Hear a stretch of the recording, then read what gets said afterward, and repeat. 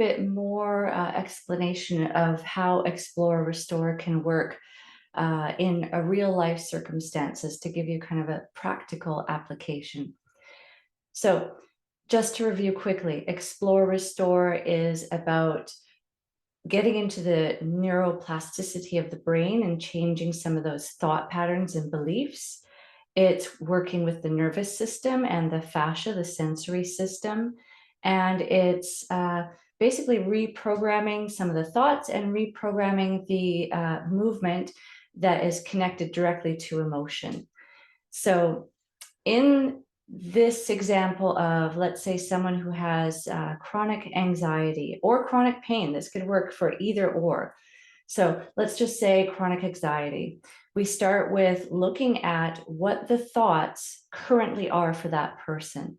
So the thoughts may be, as an example, I'm afraid, I can't do it, the world is scary, I'm not sure how it's going to turn out, I'm out of control, lots of different things. So those are the thoughts that might be just running, just automatically running in their brain, okay? So that's their automatic thought. Their feeling around that most likely is going to be fear or lack of control, fear. And then the physical action that goes with that is probably kind of a contraction in the muscles in the body itself, is shutting down and trying to be kind of small and tight to protect. It's a protective measure. So perhaps the movement isn't as fluid and flexible. Perhaps the breath is more shallow because it would be activating or triggering the nervous system. And so this person would go along with these thoughts. I'm not safe. It's scary. I'm afraid. Feeling fear in the body. Fear in the body reacts into the nervous system and fight or flight or freeze. And so this person goes along through their daily life feeling these thoughts, basically feeling the feelings in the body as well as the thoughts in the mind. And they may not even be aware of the thoughts that are happening. With Explore Restore, so we would first look at what is currently happening. Then we would work with neuroplasticity and try to not replace, but bring a new pathway, a new thought pathway. So it's easier to create a new pathway than try to change an old one. So instead of trying to fight against, I don't feel safe, maybe instead we could create a new pathway, a new thought. Even if you don't quite believe it yet, the more you tell your brain will always look for evidence to support that thought. So if your thought is, I'm afraid, everything's scary, your brain also will support that thought, and then that works into a belief, right? So if we can start with the thought and change one thought or create one new thought, maybe it's something more like, it doesn't have to be all the way like everything's perfect today. It can be more like, anything that happens, I know I am capable of dealing with. Anything that comes my way, I know I am capable of dealing with it, right? So there's a really good new positive phrase or thought to think. So I would have that person repeat this phrase often, maybe write it on a piece of paper, maybe have a timer on their phone, like every hour, just think that thought, just say that thought, repeat the thought, because the more we repeat and the more consistently, the deeper the groove that thought will create in the neuroplasticity of the brain. So with that thought now, perhaps the feeling around that thought is maybe a little bit more in control, maybe a little bit more self-empowered, maybe a little bit more resilient. So now we've gone from I'm afraid and fear in the body to I'm capable, I can manage this, and some self-empowerment. So already there's an opening up, an expansion in the thoughts and the emotion and the feeling in the body. Speaking of the feeling in the body, if you're feeling a little more self-empowered, posture might be taller, you might walk a little stronger, a better gait, head is up. So you're experiencing life in a totally different way than if you're really in this kind of fight, flight, freeze mode. In that self-empowered state of mind too, it wouldn't trigger off the nervous system. So hopefully that person would stay a little more regulated. And all of this would be the proof or the support that the brain would give that, yes, you can do this. You can manage whatever comes your way. You can do this. And I'm not saying that the person that has chronic anxiety would never experience anxiety again.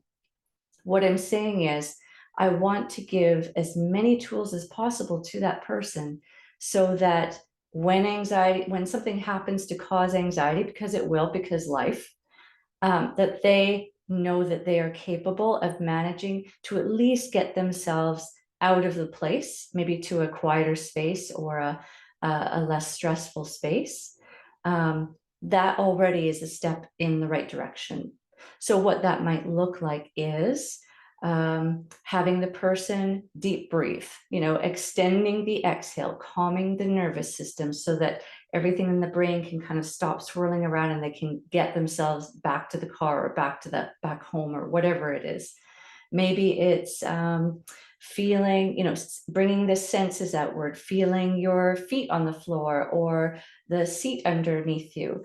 Maybe it's simply something like you have a trigger with yourself. We create a trigger where when you do this, this is meant to be a calming influence. And just by bringing all of this and coming here brings you into a more calm space than being all caught up in that whirlwind in the brain.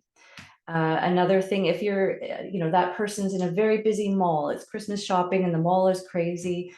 Maybe it's just finding a quiet space, whether it be in the washrooms, in the stall, and just sitting for a moment and just breathing, although, or in the store. Let's say in the store, you go to a corner and very intently looking at, the price tags on something, just to bring the focus from here to here, outwards.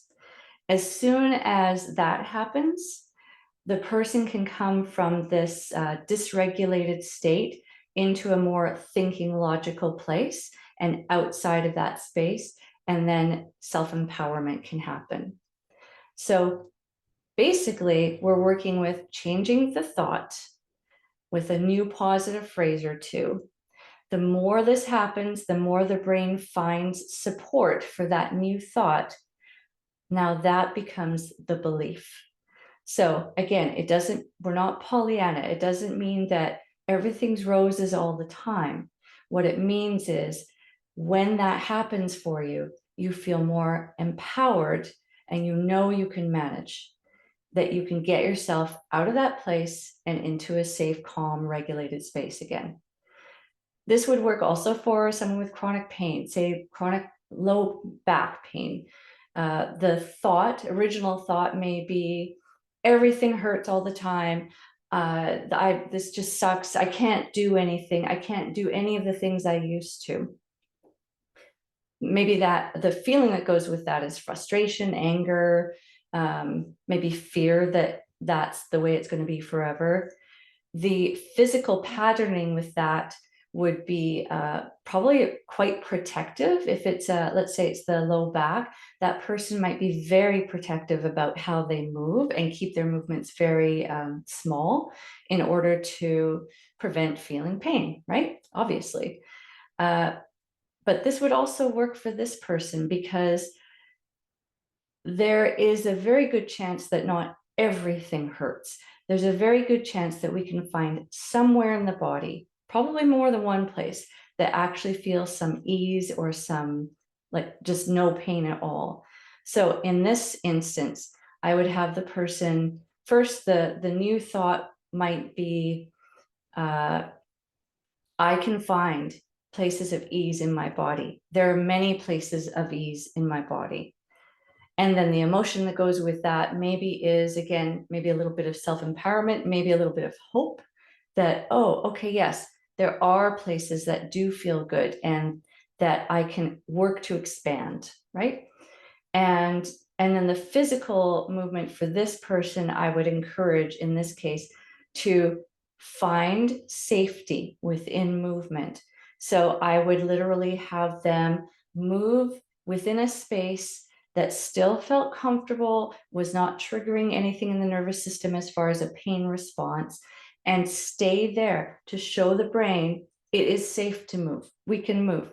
And guess what? The more they do this, the more that space grows, and they'll find more areas and kind of bigger range of motion. And that will prove to the brain is looking for that supportive evidence to show, yes, I can do more, I can move more. And again, it doesn't mean you'll never feel pain, but what it does mean is instead of feeling like that's it, life's over, there's nothing I can do about this, to yes, I know how to regulate this, I know how to find those safe spaces, I know what to look for as far as being safe in movement, but also I can still enjoy life and engage in activity. I just need to find the safe way to do it, right? So I hope that helps a little bit, explain a little bit more about what Explore Restore is. It's exploring what those thoughts and beliefs and patterning is, and then it's restoring to something maybe a little bit more expansive, a little bit more engaged in life, a little bit more juicy and beautiful, so that you can live the life that you really desire. I hope that helps. I'll see you again. Thanks for stopping by.